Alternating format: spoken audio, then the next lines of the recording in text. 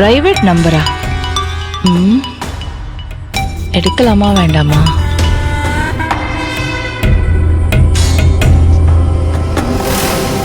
ஏய் சத்யா, ரிங் போச்சு, ஏன் கட் பண்ண? நான் ஆம்பளை குரல்ல பேச போறேன், அதுவும் செல்வநாயகி கிட்ட பேச போறேன். நடுவுல நீ எதுவும் பேசுறாத.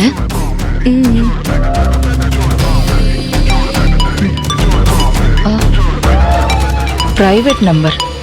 யார் நம்பர் இது?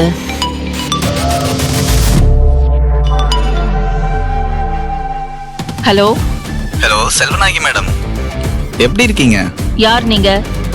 புது நம்பர்ல இருந்து பேசுறீங்க? நான் ஆழ்வார்பேட்டை முருகன் பேசுறேன் மேடம். ஆழ்வார்பேட்டை முருகனா? மேடம், அதுக்குள்ள மறந்துட்டீங்களா? சாரிங்க, ராங் நம்பர். எனக்கு யாரும் முருகன்னு தெரியாது. உங்க குலதெய்வம் ஊரும் பேரும் சொன்னா அப்ப உங்களுக்கு ஞாபகம் வருமோ? ஏன் குலதெய்வம் கோவிலா? அந்த கோயில் மட்டும் இல்ல, அந்த கோயில்ல வச்சு தேவின்னு ஒரு பொண்ணு கழுத்துல ரவுடிங்ல வச்சு தாலி கட்ட ஒரு விளையாட்டு நடத்துனீங்களே, அதாச்சும் ஞாபகம் இருக்கா? டேய் மாப்பிள்ளைங்களா, வாங்கடா.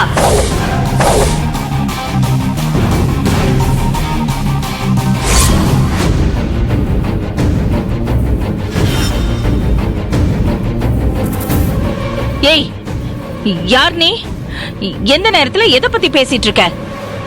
நீ என்ன பேசுறேன்னே எனக்கு புரியல. உங்களுக்கு நல்லா புரிஞ்சிருச்சுன்னு எனக்கு புரிஞ்சிருச்சு மேடம்.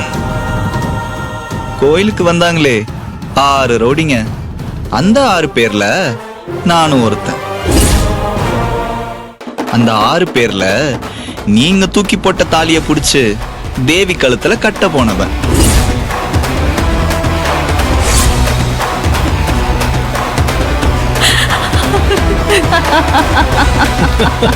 மேடம் புடிச்சிட்டேன் மேடம். மாப்பிள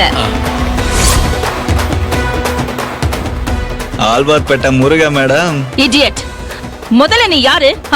நீ யாருன்னே எனக்கு தெரியல. நீ பேசுறதே எனக்கு புரியல. நீ சொல்ற ஆளே நான் இல்ல. அப்படி எதுவுமே நடக்கல. என்ன மேடம், என் கண்ணு முன்னாடி நடந்த சம்பவம் எனக்கு தெரியாதா? தேவிக்கு அபிய கல்யாணம் பண்ணி கொடுக்க கூடாதுன்னு தானே இப்படி ஒரு டிராமா பண்ணீங்க.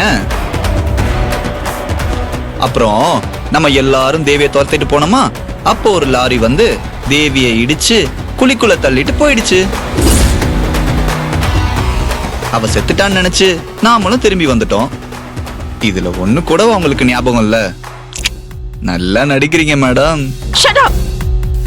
நீ யாருன்னே எனக்கு தெரியாது. நீ சொல்றது எதுவுமே எனக்கு புரியல. அப்படி ஒரு சம்பவமே நடக்கல.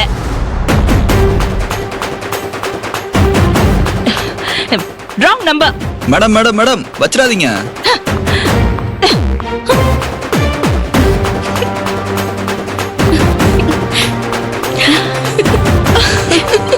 ஏய் சத்யா, சூப்பர் டி. நான் தேவி விஷயத்த சொன்னதும் செல்வநாயகி கடைசி ஒரு சின்ன கேப் விட்டு அப்புறமா ராங் நம்பர்னு சொன்னாங்க பாத்தியா? அதுலயே அவங்க மாட்டிக்கிட்டாங்க.